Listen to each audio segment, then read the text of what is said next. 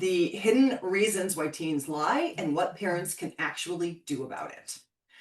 Why do kids do it? Why are they lying? What does it really mean? And what can you do to stop it? Hi, and welcome back to the Ask Mom Parenting Podcast because parenting is everything. I'm Sue, and with me is Randy, and this is your no bullshit, no filter, and zero guilt parenting reboot. Whether you're deep in the toddler tantrums, navigating tween and teen drama, or somewhere in between, you'll get clarity and actionable tools one episode at a time. Today, we are talking about teen lying, the hidden reasons why teens lie and what parents can actually do about it. Why do kids do it? Why are they lying? What does it really mean? And what can you do to stop it so that dishonesty can turn into more of an open and productive conversation? Teens lie for a variety of reasons. One is to protect something or someone. They lie to keep their independence, to keep us off their back. They lie to stay safe or because they don't trust that we can handle the truth. When we stop seeing lying as defiance and start seeing it more as communication, the whole dynamic with our kids will start to change. That subtle awareness is one of the keys to actually stop being lied to. Because to stop teens, or anyone for that matter, from lying to us, we have to first understand what the lie is protecting, them or us. Once we can decode that, we can start fixing our reaction that created the need for that protection in the first place. Like all effective parenting, it starts with our own self-reflection, that ever-present mirror that we'd sometimes rather not look into, but that we usually need for clarity. We've talked about this in earlier episodes, but you cannot change your child's behavior until you first look at your own. We can't change anyone else. We can only change ourselves and how we react or respond or perceive a situation. It's kind of counterintuitive, but here's what many of us parents miss. When we're yelling, nagging, or punishing, we think we're reacting to our child's behavior. But actually, it's the other way around. Our kids are reacting to our responses, our response of nagging, punishing, and yelling. Their behavior is a mirror of our tone, our energy, and our reactions. When we nag, yell, or punish, our kids learn to lie, not because they're bad, but because they're protecting themselves from us, from our reactions. Who wants to be yelled at or punished or restricted? It's much easier to just tell us what we want to hear, and then they can be on their way. It's a cycle that feeds itself. We react, they retreat, we tighten control, they turn up the resistance. Think of it, that chicken and egg question, what really came first? In this case, it's our directive, our request, our reminder, or our rule started the chain reaction, and our child is responding to that. We tend to think of our kids as making us yell, but the truth is they're just responding to the energy that we're putting out. When we shift our response, theirs naturally shifts too. Because again, our kids are reacting to us. The good news is that means being lied to is 100% fixable. Once we become aware and intentional that lies are just communication, we can change the entire dynamic of our conversation with our kids.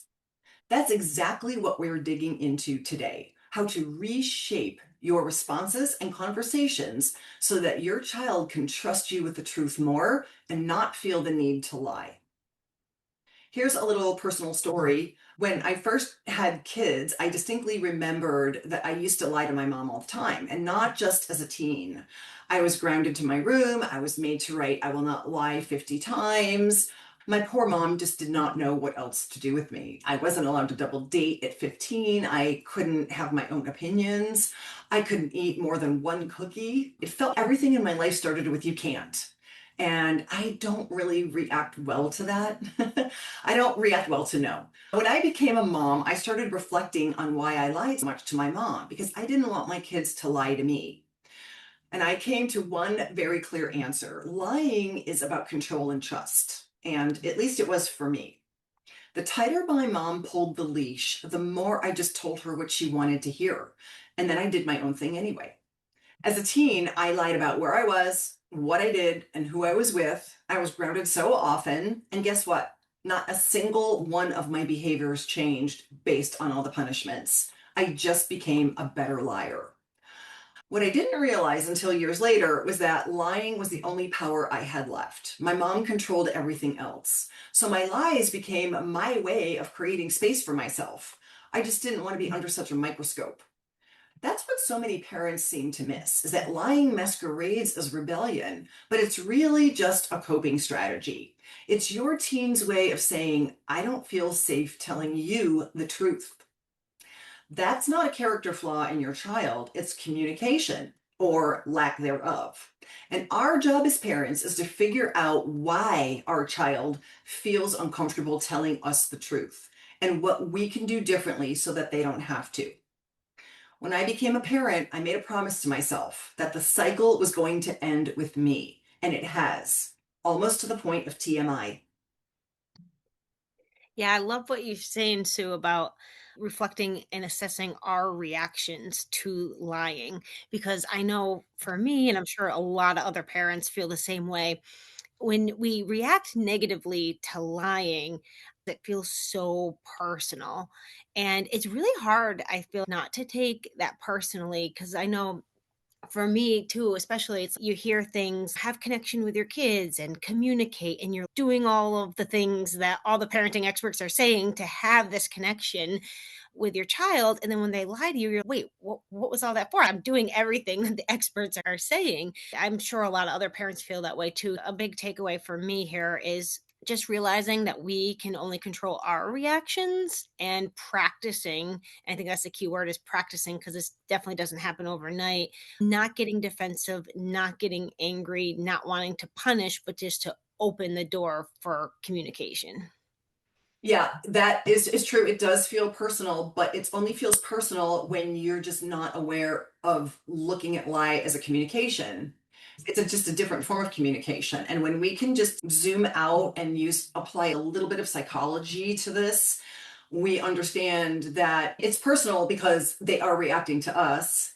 However, it's super easy to fix when we understand how to reshape and reform strategically our communications, that we can sidestep the lies. We're going to talk a lot about that here coming up. It feels personal at first until you really know, what else you can do.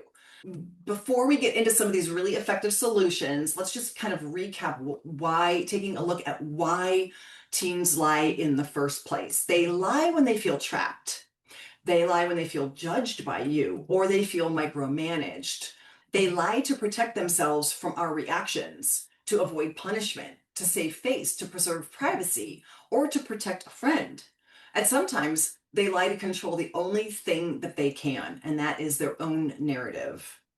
Lying is a behavioral habit, and actually, it can become a habit if we don't change our reactions. Then their lying can become a behavioral habit to just protect themselves. But it serves a purpose for your child. Instead of asking, why would they do this to me? Again, that personalization, applying the personal lens. Instead of saying, why would they do this to me? Ask, how have I created an environment that gives my child a reason to lie to me? When you reframe it with a reason, that implies that there's something different you can do to get an effect, a different change, or a different outcome. Teens don't stop lying when we tighten control. They stop when we loosen the fear. That is great. I did some research as well into this, and it was actually really insightful and interesting. Found a lot of the similar things you're mentioning. Just to note real quick, some of the sources of some of the research that I'm about to talk about came from sources Healthline, some psychology journals, and websites for mental health professionals. What I found is that lying peaks around ages 13 to 15 as teens are asserting their independence and testing boundaries. I know you've mentioned on this podcast and others. Other reasons teens lie, some of this is crossover from what you're saying, to avoid difficult conversations, avoid punishment, impress peers, protect friends, cover up embarrassment, avoid negative judgment. to keep some of their privacy. I think you've mentioned before too, sometimes they feel they're grasping onto the only control that they have, insert lie here. And sometimes it's to build social standing among friends. And I think that's also really insightful too, because sometimes we just have to say it's their developmental age or social things. And it does take that feeling of less personal out of it, in addition to everything else you've said. We're really fully understanding everything about the why teens lie and realize it's not about us, it's about all these other factors. I love when you said social standing. That is such an important distinction for teens, especially because that's outside of our boundary of our home and the conversations that we're having with our child. But when I hear that, if I can determine that my child is lying to me for social standing, that tells me, okay, we might have a confidence issue. How am I going to read this situation? I can help them with building their skill sets that avoid them feeling that they have to do that. Or what kind of friends are you choosing? Are you putting more emphasis on the importance of social status versus just really kind of coming into your own and feeling good about your own self? That's something I can do as a parent. I can affect those changes if I can see it for the reasons why, as opposed to me taking it personally and feeling hurt. That's gonna just continue the pattern and the cycle of the lies. I have to apply more of a psychology lens to it and take the emotion out of it and try to just apply more skills to the situation. When your teen lies, it doesn't mean that they're being defiant. It means that they're not ready to tell the truth yet. And the key word is yet. Our job as a parent is to create an environment where the truth feels possible. You'll do that by leading with curiosity instead of confrontation, by remembering that you are there to teach and train and not to judge. And it's super hard. I know that it's hard. We're always judging, but you have to put on your Academy Award winning performance because they cannot feel you're judging. Instead of thinking, why would you lie to me? Or saying out loud, even worse, to your child, why would you lie to me? Which sounds like accusation wrapped in judgment. Go less direct and confrontational. Take the emotion and the guilt out of your conversation with your child and get curious instead. I like to say going through the side door instead of the front door. The front door is a direct hit, it's a direct confrontation. Going through the side door means I'm sidestepping this and I'm going to massage this conversation a little bit and see what I can glean versus thinking I'm going to get the full truth, the whole truth, and nothing but the truth immediately. You could try something like, well, that doesn't quite add up. Help me understand how I can help you. Or the math just isn't mathing with this story. I'm not sure what's really going on here. You can try some neutralized statements that aren't a direct confrontation, but sort of invite more conversation. This signals a calm leadership from you instead of confrontation. No matter what you tell me, we can work this out. Think of those memes where people talk about the one person they can call at 2 a.m. that always has their back. Be that person for your child. Your child wants to know they can call you at 2 in the morning and you're going to have their back. I'm here to help you. We'll ask questions later. This is the level of protection and love and support that your kids need from you. Work them into being able to tell you the truth. You're on the same team. You're going to get through everything together. Your child really needs to believe that and feel that you feel that way. Because the second your tone slips into disappointment or punishment, you will not be getting the truth. You're getting a performance. Here are some practical tools on how to respond when your teen is lying. Do not train your kids that a lie gets punished. A lie should get the curious treatment instead. Punishment only teaches them to hide better. Focus on what led to the lie instead. Back up your conversations to identify where the breakdown in communication occurred, with you being willing to own your part of the breakdown. Another one, use neutral statements. The word we, that's one of my favorite things. It's not me and you, it's we, because we're in this together. Let's make sense of this together. It doesn't matter who said it, who started it. I just need to know what happened. I can best have your back. Saying things that will really get your kids' attention. This might include showing your child how they hurt someone and maybe role playing how to apologize. Even if your kid made a mistake or they were the bully, There's always a way through this because you're the parent and they're depending on you for that leadership and for that wisdom. Getting to the bottom of a lie is an opportunity to parent, to connect, and to teach and train skills for life to your child. And it's a better way to have a relationship with your child for life. Using we language might also look like we're not in trouble, we're in a learning moment. Let's look at what happened. It's all about how we can connect with the child. We're in this together, we're here to help. We're not here to judge or punish because even if you have a child that's in the teen years, you've got a very limited amount of time left with these kids. They need to learn the skills on how to live in life, and they depend on you to teach them that. Number three, state the obvious and hit it head on. You can literally say, you might be tempted to lie to me right now, but I'd rather hear the truth and work through it with you. Sometimes just leveling the playing field removes fear and gives them that permission to be honest. But then you need to mean it. Do not bait and switch. You only get one chance to say an open statement like this. If it grants you their cooperation, do not then crap on them and lose credibility by having strings attached. The bait and switch will backfire. Okay. Teens, especially, they need training, they need understanding, and they need redirection, not punishment. Punishment teaches not a single life skill. They learn nothing. Please remember, we want to bake in accountability by earning their trust and having them earn ours. A simple way to do that is by telling them that you trust them, even when you don't. Especially with teens. Teens need to hear, just for no reason, at any time, I trust you. Well, you'll choose the right thing because I trust you. You make good decisions. This is programming. You can just tell your teen this because they will live up to that. Because then taking that trust away when they betray it is the punishment. I'm going to give you free trust. Even if you haven't earned it, you're going to be given the trust. The lost trust from them messing up from a parent who trusted them is the punishment. It's free. It's free, people. No punishment, no keys being taken. I trust you. And then that trust being taken is, shit, now I have to come home earlier. There's consequences. But when you take that trust away that was freely given, that is the punishment. Number four, self-check your parenting communication. Ask yourself, am I being controlling instead of training and leading with life skills for living a successful life on their own?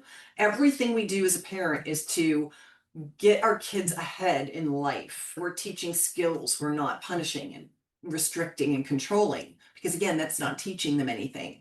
Am I listening or am I lecturing? Ask yourself. That's, if you're lecturing, you're getting lied to. Do I react or do I respond? A reaction is judgment, disappointment, punishment. A response is, all right, well, let's figure this out. Let's see what we can do together to get us out of this situation. Number five, brand yourself as unshockable if you want your kids to stop lying to you. This is my absolute favorite. You're wearing your business hat with this one, and your new brand is that you are shockproof. Why? Because you never want your kids thinking that you can't handle the truth. The whole truth, nothing but the truth. They need to think that you've got this and that you've got them. Creates a safe environment for your kids to tell you the truth without repercussions.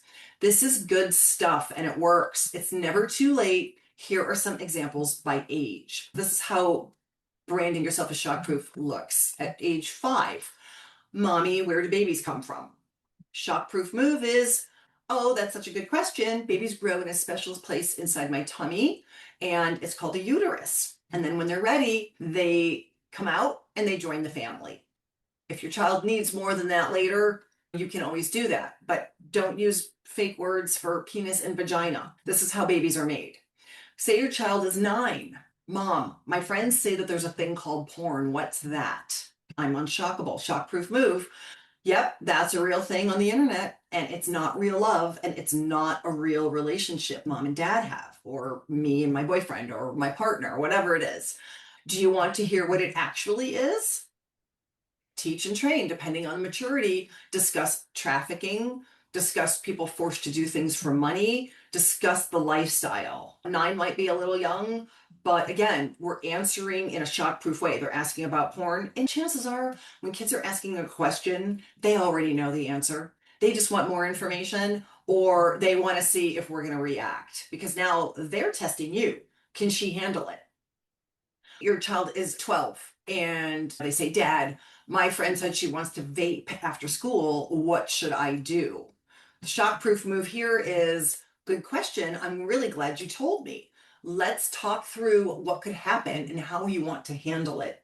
And then we are going to start looking up pictures of popcorn lung and teaching them what their lungs will look like when they're vaping. Whenever kids ask a question, instead of reacting, shutting it down, and punishing them for that truth, it's a chance to go look up on the internet what this really means. Let's do a little bit of research together. Let's add our personal life experiences. That's another tactic. I had a friend when I grew up, that my childhood friend, who she has three daughters, and she told me, oh, I will never admit anything to my kids about what I was like in high school. Why? I tell my kids all the crazy stuff because they laugh. They know that mom was normal, mom is a real person, and mom has lived enough life to be able to help me through my problems. I think when parents react that way, they're missing a really key opportunity to teach, train, and connect with their kids. Another example, 14. Say your child says, Mom, my friends are talking about sex and they're sending pictures. Yep, this is happening at school. We all know this. Shock-proof move here would be, yep, that's happening a lot right now. I'm really glad you brought it up. I'm validating the truth because I can handle it.